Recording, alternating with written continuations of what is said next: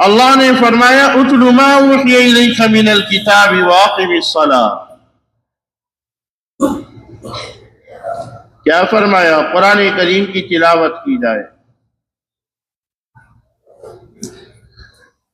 اللہ تو فرما رہے قرآن پڑھو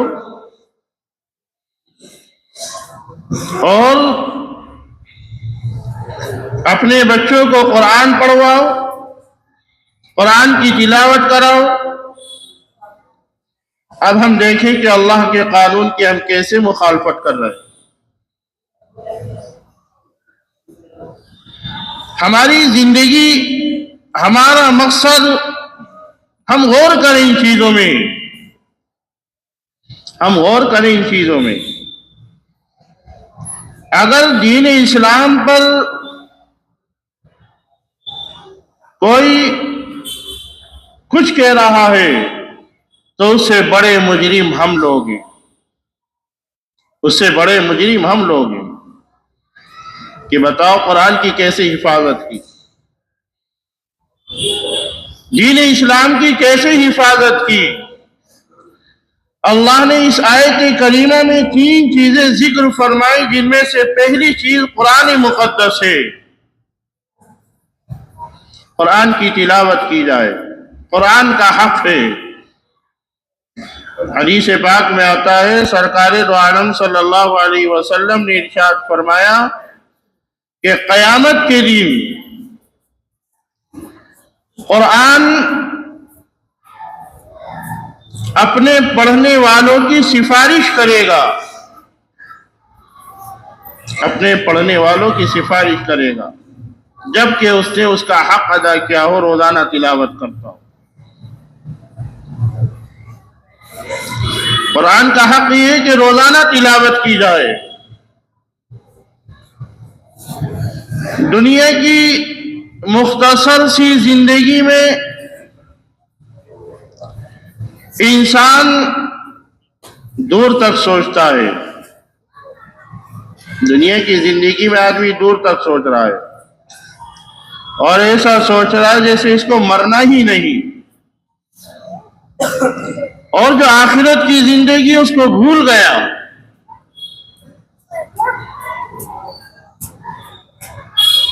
دنیا کی زندگی کتنی ہے؟ آدمی کتنے دن زندہ رہ لے گا؟ 50 60 70 80 سال. اس کی زندگی اگر زیادہ ہو گئی تو اللہ کا انعام ہے، اور جب اللہ کا انعام ہے تو اس کی قدر کرنی چاہیے. اب دنیا کی اتنی فکر ہے کہ بھاگا دوڑی کر رہا ہے، آنکھ مچ سے ہی سب چیزیں ختم ہو جائیں گی. جتنی بھاگا دوڑی، جتنی محنت دنیا کے لیے کر رہا ہے، اس کا ایک حصہ بھی آخرت کے لیے نہیں کر رہا. کیوں؟ جہاں اس کو ہزاروں سال رہنا ہے، قبر میں ہزاروں سال رہنا ہے، میدان محشر میں ہزاروں سال رہنا ہے، پل صراط پر ہزاروں سال رہنا ہے، اور آگے جنت اور جہنم تو بہت بعد کی بات ہے. یہاں تو ہزاروں سال زندگی گزارنے کے بعد پہنچنا ہے، اور مختصر سی زندگی کے لیے کتنی کوشش کر رہا ہے، کتنا بھاگا دوڑی کر رہا ہے. اللہ نے فرمایا ان تنصروا اللہ ینصرکم، تم ہماری مدد کرو گے تو ہم تمہاری مدد کریں گے. ایمان والوں سے اللہ فرما رہے ہیں، کسی اور سے نہیں، ایمان والوں سے اللہ فرما رہے ہیں. اور سب لوگ امت مسلمہ کے پیچھے پڑے ہوئے، جس کو دیکھو مسلمان کے پیچھے، تمہارے بغیر بھی کچھ نہیں ہو سکتا. اللہ نے تمہارے اندر وہ طاقت اور قوت رکھی ہے کہ تمہارے بغیر بھی کچھ نہیں ہو سکتا. اور ہمیں اپنی قدر، اپنی قوت اور طاقت کا پتہ نہیں، کیونکہ ہمارا کنیکشن محمد الرسول اللہ صلی اللہ علیہ وسلم سے۔ تین چیزوں کا جو حکم دیا ہم اس پر عمل کریں۔ قرآن کا ایک ایک لفظ، ایک ایک آیت جو اللہ تعالیٰ نے فرما دیا وہ برحق ہے، اس کو کوئی ختم نہیں کر سکتا، کاٹ نہیں سکتا، اور جو اللہ کا قانون ہے وہ بھی ختم نہیں ہو سکتا۔ پہلی چیز قرآن کریم کی تلاوت۔ ایسا ہے کہ جب حالات آئے قرآن کی تلاوت کی جائے، قرآن پڑھا جائے۔ پہلے مسجد اور مدرسوں کا ایک دور تھا، اب تو مسلمان بھی مسجدوں سے اور مدرسوں سے دور ہوتے جا رہے ہیں۔ ہم دوسروں کو کیا کہ مسلمان مسجدوں سے بھی دور ہو رہے ہیں اور مدرسوں سے بھی دور ہو رہے ہیں، اور ان کی آبادی کیا ہے؟ یہ سب کی ذمہ داری ہے کہ ہم مدرسوں کو بھی آباد کریں اور مسجدوں کو بھی آباد کریں۔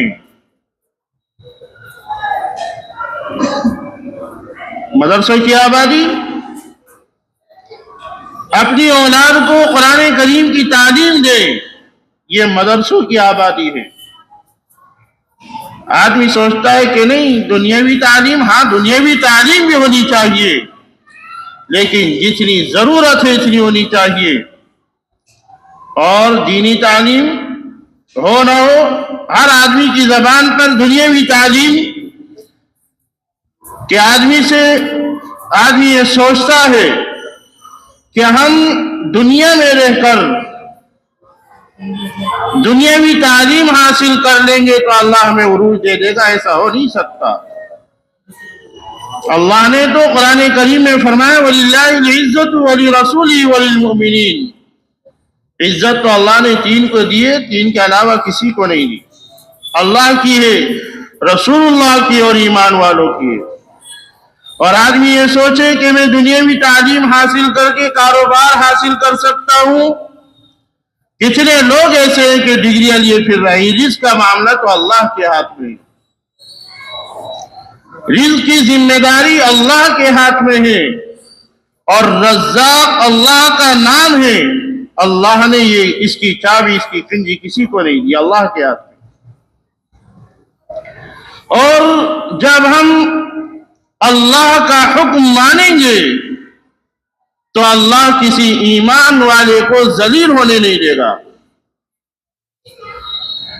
ہم یہ سوچ رہے ہیں کہ اپنی اولاد کو ہم دنیاوی تعلیم دلا دیں، عزت ملے گی، رزق ملے گا، تجارت ملے گی، یہ تو آدمی کا وہم و خیال ہے۔ بلکہ ضرورت کے مطابق جس کو دیکھو یہی بات کرتا ہے، اور کسی کی زبان پر یہ نہیں آتا کہ اپنے بچوں کو دینی تعلیم، قرآن کی تعلیم، رسول اللہ صلی اللہ علیہ وسلم جو فرما گئے وہ سکھا دے۔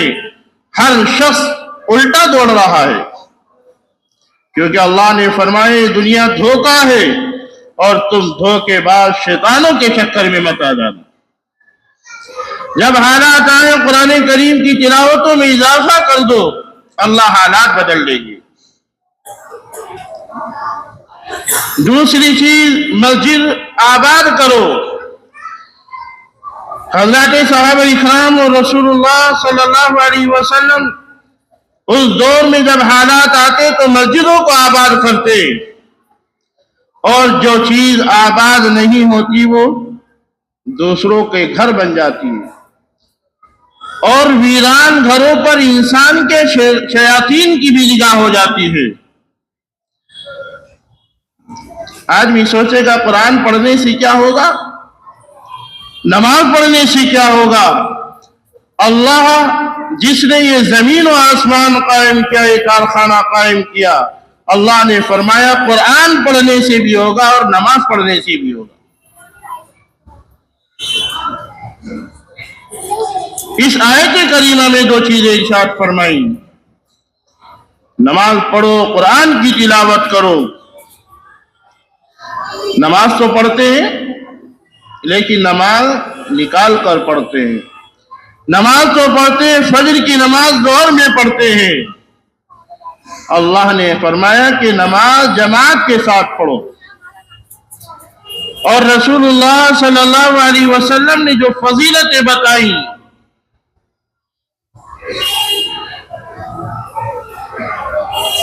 کہ جماعت کی نماز کی کتنی فضیلتیں، سب محروم دیکھ لیجئے۔ کتنے بھی چیزیں، کتنی بھی حفاظتی ذمہ داری کر لیجئے، جب تک آباد نہیں کریں گے اللہ حفاظت نہیں فرما سکتا۔ آباد کرنا ہے، مسجدوں کو آباد کرنا ہے، اور مسجد کہاں سے آباد ہوگی؟ اللہ نے اس آیت کریمہ میں دو چیزیں ذکر فرمائیں، میں اپنی طرف سے نہیں کہہ رہا۔ 21واں پارے کی پہلی آیت اٹھا کر دیکھیے، ان الصلاۃ تنہی عن الفحشاء والمنکر ولذکر اللہ اکبر۔ دو چیزوں سے مسجد آباد ہوگی۔ آج کہتے ہیں مسجدوں سے رونق اڑ گئی، جو سرکار دو عالم صلی اللہ علیہ وسلم منع فرما کر گئے تھے وہ کام جب مسجدوں میں ہوں گے تو مسجدیں آباد نہیں ہو سکتی، مسجدوں کی روحانیت ختم ہو جائے گی۔ دو چیزیں آپ نے فرمائی، نماز کی پابندی، اور دوسری چیز وَلَذِكْرُ اللَّهِ اکبر، مسجد کی آبادی اللہ کا ذکر سے ہے، اور اللہ کا ذکر نماز ہو، قرآن کریم کی تلاوت ہو، ان سب سے اوپر اللہ نے فرمایا وَلَذِكْرُ اللَّهِ اکبر۔ اللہ کا ذکر ان تمام چیزوں سے بڑا ہے۔ معمولی سمجھتے ہو کہ اگر اللہ نے تمہاری زبان سے اپنا نام نکلوا دیا تو دنیا آخرت کی بھلائی اس کے لیے ہو گئی۔ قرآن کریم اٹھا کر دیکھو 21واں پارہ، پہلی آیت اللہ نے اس بارے میں ذکر فرمائی، قرآن کی تلاوت کرو، نماز کی پابندی کرو، اور اللہ کے ذکر کرو اپنی زبان سے، اور اللہ کا ذکر ان تمام چیزوں سے بڑی دولت ہے جو اللہ نے اپنا نام نکلوا دیا۔ تین چیزوں سے مسجد آباد ہوگی۔ اب ہم قرآن پڑھتے ہیں، کیسا پڑھتے ہیں؟ کہیں ایسا تو نہیں قرآن ہمارے اوپر لعنت کر رہا ہو؟ نماز پڑھتے ہیں، نماز سیکھی نہیں، سیکھے گا کہاں سے؟ نماز سیکھنے والوں کے پاس جب جائے گا تو جبھی تو نماز سیکھے گا۔ 50 سال ہو گئے نماز پڑھتے ہوئے، نماز نہیں آتی، اور جب نماز کے بارے میں معلوم تو نماز کیسے ہو جائے گی؟ اللہ نے فرمایا اذا نودی للصلاۃ من یوم الجمعۃ فاسعوا الی ذکر اللہ، جب جمعے کی اذان ہو جائے تو مسجد میں آ جاؤ۔ کس کا فرمان ہے؟ اللہ کا فرمان ہے۔ اللہ کے فرمان کی جب ہم دھجے اڑائیں گے، اللہ کے قانون کو نہیں مانیں گے تو ظاہر سی بات ہے بربادی کے دروازے کھل جائیں گے۔ اللہ کا قانون اذا نودی للصلاۃ من یوم الجمعۃ فاسعوا الی ذکر اللہ، جب اذان ہو جائے مسجد کی طرف دوڑ پڑو۔ جمعے کے دن اذان ہوئے وقت ہو جاتی، مسجدیں خالی ہیں کہ خطبہ سن لیں گے جا کر۔ مسئلہ یہ بھی نہیں معلوم جب خطیب خطبے کے لیے کھڑا ہو جائے تو سنتوں کی بھی اجازت نہیں، بیٹھ جاؤ۔ کہاں سے آئیں گی یہ باتیں؟ کہاں سے آئیں گی؟ جب تمہیں علماء سے دور کر دیا جائے گا، حق بات اپنی مرضی کے مطابق کہلوائی جائیں گی تو ظاہر سی بات ہے یہ امت گمراہی کی طرف چلی جائے گی۔ تین چیزوں کی پابندی ہمارے لیے ضروری ہے۔ پہلی چیز اللہ کی کتاب قرآن مقدس کی تلاوت۔ اب یہ لوگوں کی ذہنوں سے اتر گئی۔ پہلے مسجد میں فجر کی نماز پڑھی، قرآن کی تلاوت ہو رہی ہے۔ کسی گلی سے گزر گئے تو قرآن کریم کی تلاوت پڑھنے کی آوازیں آ رہی ہیں۔ قرآن کریم کا ایک معمول تھا वह खत्म होता जा रहा है। और नमाज, अल्लाह के रसूल सल्लल्लाहु अलैहि वसल्लम ने इरशाद फरमाया, मुनाफिक नमाज पढ़ेगा लेकिन दो नमाजें उसके ऊपर सबसे ज्यादा भारी होंगी। कौन कौन सी? ईशा की नमाज और फजर की नमाज। आपने फरमाया जो इन दो नमाजों की पाबंदी कर ले, सरकार दो आलम सल्लल्लाहु अलैहि वसल्लम ने ऐलान फरमा दिया कि वो उसकी जहन्नम से बरात का भी ऐलान है और निफाक की बरात से भी ऐलान है। क्या आंख नहीं खुलती? आपने क्या इरशाद फरमाया कि आदमी ईशा की नमाज पढ़कर सो जाए तो फजर में आंख खुल जाएगी।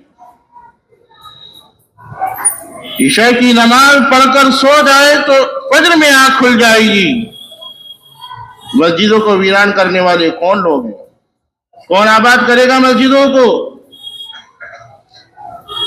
मस्जिदों को आबाद कौन करेगा? कोई गैर नहीं, हम ही लोग आबाद करेंगे, हमारी जिम्मेदारी है। और ये भी बात सुनिए, ईमान और कुफ्र के दरमियान जो एक फर्क है वो नमाज छोड़ना है। नमाज से हालात बदल जाते हैं। अल्लाह के रसूल सल्लल्लाहु अलैहि वसल्लम, आंधी आई, बारिश आई, ज़लज़ले आए, सूरज की रोशनी कम पड़ी, ग्रहण लग गया, चांद को ग्रहण लग गया, आप मस्जिद में जा रहे हैं नमाज पढ़ने की, अल्लाह से दुआ कर रहे हैं, और हम देख रहे हैं कि आजाब में कितने लोग चले गए, क्या मामला हो रहा है आजाब में। तो इसलिए हमें इन तीन चीजों की जरूरत है, हम तीन काम करें। जब हम तीन काम करेंगे तो अल्लाह से दुआ भी करेंगे, हालात साजगार होते चले जाएंगे। खाली कहने से और करने से नहीं, अमल करने से होगा। जिंदगी काहे से बनती है? अमल से बनती है। कुरान करीम की तिलावत पाबंदी के साथ, और अगर कुरान करीम पढ़ा हुआ नहीं है तो कुरान करीम पढ़ो, कुरान करीम सीखो। अभी वक्त है, आंखें खुली हुई हैं। बगैर कुरान करीम पढ़ा हुआ अगर कोई शख्स दुनिया से चला गया वो महरूम है, अगली जिंदगी में रोता रहेगा कि मैं दुनिया में गया, अल्लाह ने मुझे इतना वक्त दिया, जब भी कुरान करीम नहीं पढ़ा। कुरान करीम पढ़ो, जवान हो, बूढ़ा हो, बच्चा हो, कुरान करीम की तिलावत करो। ये कुरान का हक है। कहीं ऐसा तो नहीं कुरान की मार हमारे ऊपर पड़ रही है, हमने कुरान को छोड़ दिया। बच्चों को भी कुरान करीम पढ़ाओ, इज्जत भी इसी में रखी है। रिज़्क़ देने वाले का कलाम पढ़ेंगे तो अल्लाह रिज़्क़ से मालामाल करेगा। और दूसरी चीज, नमाजों की पाबंदी। अल्लाह ने जुमे की नमाज क्यों रखी? सब मुसलमान इकट्ठे हो जाएं। और जुमे की अहमियत तो हमारे दिलों से निकल गई। जुमे की जो अहमियत थी वो हमारे दिलों से निकल गई। और जो जुमे की फजीलतें, यहाँ नमाज पढ़ ली, जुमे की नमाज का सवाब मिल जाएगा, लेकिन जुमे की जो फजीलतें हम उनसे महरूम हो जाते हैं। जुमे की फजीलतों से हम महरूम हो जाते हैं।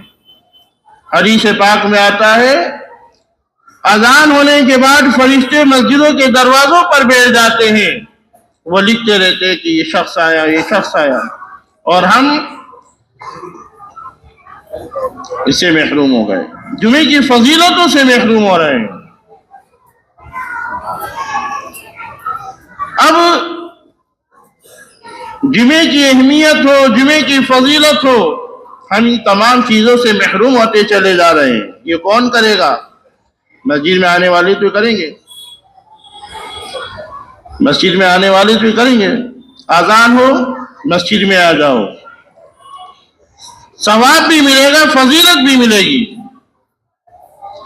جمعے کے دن جو اللہ نے اہمیت کا رکھا ہے، پچھلی قوموں کو دیا، سنیچر کا دن دیا، اتوار کا دن دیا، ان کے مانگنے پر دیا، اللہ نے جمعے کا دن اپنی طرف سے ہمیں دیا۔ اس کی اہمیت ختم کی جا رہی ہے۔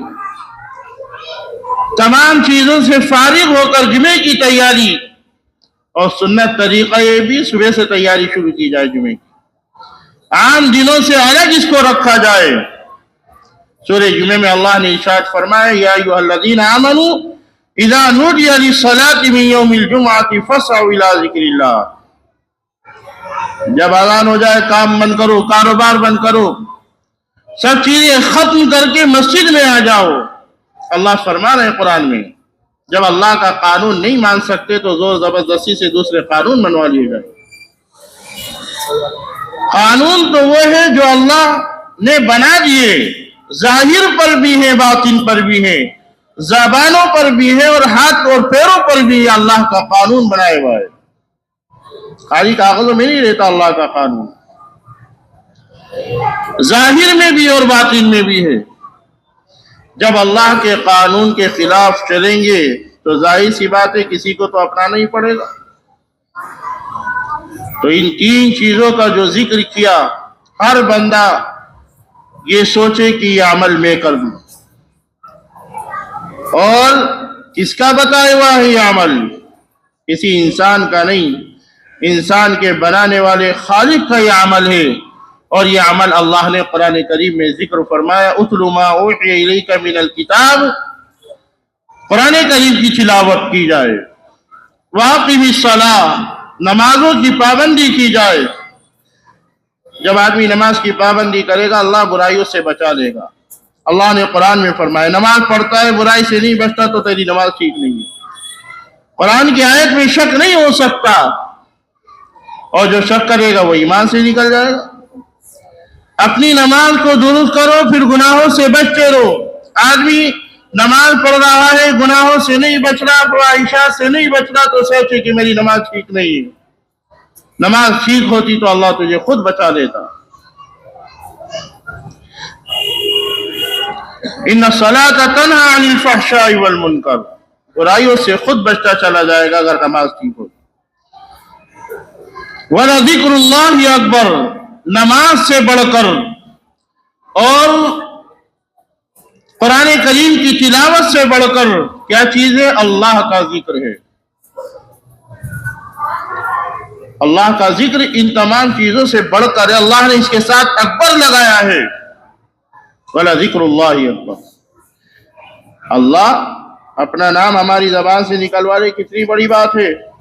معمولی بات مت سمجھیں اس کو، اور اگر کوئی اس کو کچھ کہتا ہے تو اپنے ایمان کی حفاظت کر لے۔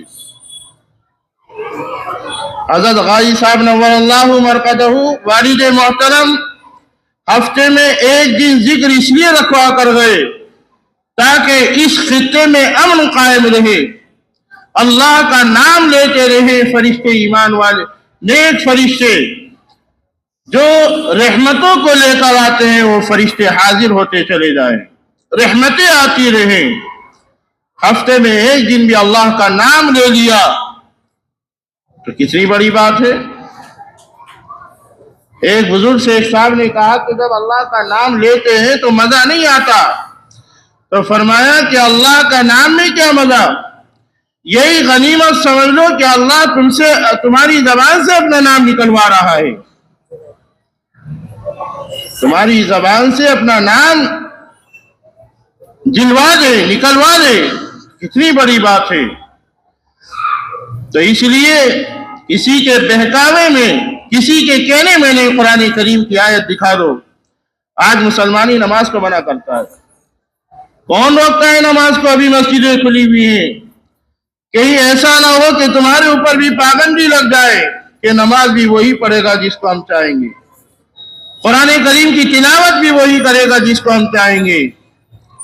دیکھ لو قریب کے حالات کو، قسطنطنیہ کے حالات کو دیکھ لو، چچینیہ کے حالات کو دیکھ لو، لوگ قرآن کریم کی تلاوت کہاں پر کرتے؟ قبرستانوں میں جا کر قبر کے اندر بیٹھ کر قرآن کریم کی تلاوت کرتے، اور جب قرآن کریم کی تلاوت کو دیکھ لیا جاتا کہ قرآن کریم کی تلاوت کر رہا ہے اٹھا کر بند کر دیا جاتا. تم ایسی سمجھ رہے ہو؟ اللہ کے کلام پڑھو, نماز کی پابندی کرو. آج دیکھیے مسجد قرطبہ کو دیکھیے, سینکڑوں پلر ہیں, بڑی مسجد ہے, دور نہیں پنجاب کی مسجدوں کو دیکھ لیجئے. بدتمیزیاں ہوئی تو اللہ نے ان کو آبادی سے ختم کر دیا. مسجدیں تو ہیں لیکن نماز پڑھنے والا کوئی نہیں ہے, اور وہاں پر کوئی نماز بھی نہیں پڑھ سکتا. یہ ہماری ذمہ داری ہے, مسجدوں کو آباد کریں, نہیں تو کل قیامت کے دن اللہ کے یہاں پوچھو گی. زبان سے نہیں کہ ہم نماز پڑھتے تھے, نہیں, مسجدوں کو جماعت کی نماز کے ساتھ آباد کرو. ان الصلاۃ کانت علی المؤمنین کتابا موقوتا. اللہ نے ویسی نماز فرض نہیں کی, سب کی ذمہ داری ہے کہ مسجدوں کو آباد کریں. اور تیسری چیز اللہ کا ذکر ہے, اپنی زبان پر اللہ کے ذکر کو جاری کریں. یہ اللہ کا فرمان ہے, قرآن کریم میں اللہ نے اس کو ذکر فرمایا. اور حدیث پاک میں آتا ہے, آپ نے ارشاد فرمایا, جہاں تک آواز پہنچے گی قیامت کے دن سب چیزیں گواہی دیں گی کہ اللہ اس نے تو آپ کا نام لیا ہے. آج جہالت ہے کہ آواز دور تک جا رہی ہے, یہ جہالت ہے کہ یہاں نہیں ہوتا وہاں ہوتا ہے. ارے شروع سے اللہ کا ذکر ہوتا آ رہا ہے, ذکر کی پابندی کی جائے. اور اگر کسی اللہ والے نے کسی ذکر کو جاری کرا دیا اور کوئی بند کرانا چاہتا ہے تو اس خطے پر عذاب کا خطرہ ہے. ایسے نہیں, بہت سارے حالات اگر واقعات پڑھے جائیں, تاریخ پڑھی جائے تو حالات سامنے آتے ہیں. ذکر تو ایک کونے میں بھی ہو سکتا ہے, اللہ اللہ تو ایک کونے میں بھی, لیکن کل قیامت کے دن اللہ معلوم کریں گے. جب اللہ کسی کو ذمہ داری دیتا ہے تو اس کی معلومات بھی ہوگی, اس کی معلومات بھی ہوگی. گھر کا ذمہ دار ہے, اس کی معلومات ہوگی, باپ سے, ماں باپ سے کہ تم نے اولاد کے ساتھ کیا کیا. شہر کا ذمہ دار ہے, مسجد کا ذمہ دار ہے, اس سے معلومات ہوگی تمام چیزوں کی. یہ نہیں جیسا ہم کہہ رہے ہیں ہمارے کہنے سے چلے. اللہ نے یہ وقت جائیداد پر کیوں عذاب مسلط کیا؟ یہ سمجھنے لگے کہ ہماری جائیدادیں ہیں, یہ تو اللہ کے لیے تھی, بالکل آزاد ہے, اس پر کسی کا قانون نہیں چل سکتا. چاہے نماز پڑھو, قرآن پڑھو, اللہ کا ذکر کرو, یہ وقت جائیداد اللہ کے لیے تھی. جب ان پر تسلط جمایا اپنا, اللہ نے عذاب مسلط کر دیا. یہ دیکھیے عذاب کہاں تک جائے گا. تو اس لیے 3 کام کیجئے. قرآن کریم کی تلاوت پابندی سے کیجئے, اور اپنی اولاد کو قرآن پڑھنا سکھائیے. قرآن پڑھنا کہ کمپیوٹر چلانا آ جائے, وہ کمپیوٹر اور موبائل تو بچپن میں چلا لیتا ہے, چلانے کی ضرورت بھی نہیں, کوئی نہیں سکھاتا, خود سیکھ لیتا ہے. وہ چیزیں سکھائی جائیں جو اللہ کے رسول نے فرمائی. قرآن سکھاؤ. پہلے نمبر پر قرآن, دوسرے نمبر پر نماز, اور تیسرے نمبر پر اللہ کا ذکر ہے. ان تینوں پر عمل کرو, انشاءاللہ اللہ حالات سازگار بناتا چلا جائے گا.